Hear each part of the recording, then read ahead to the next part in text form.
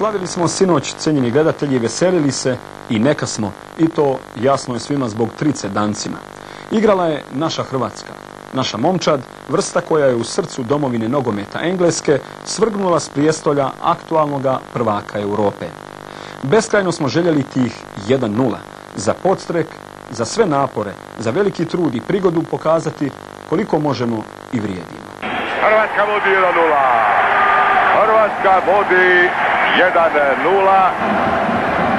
Kod 2:0 znali smo da više ništa i nitko ne može zaustaviti Hrvatsku.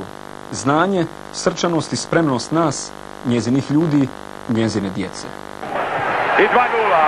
2:0. Gotovo je. Zvone Boban. Boban zvone.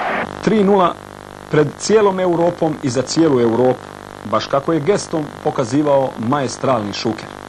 Bilo je, evo što možemo i znademo.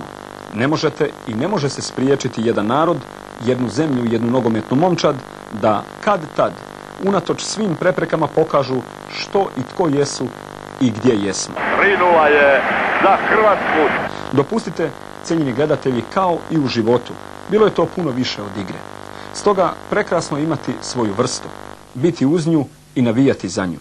Isto tako i s državom. Poglavito s njom. Ili je imate ili nemate.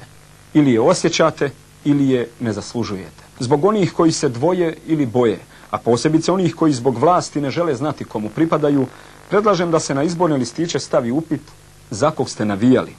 Možda zvuči i banalno i smiješno, no tad će nam mnoge stvari itekako biti jasnije, ne samo one nogometne.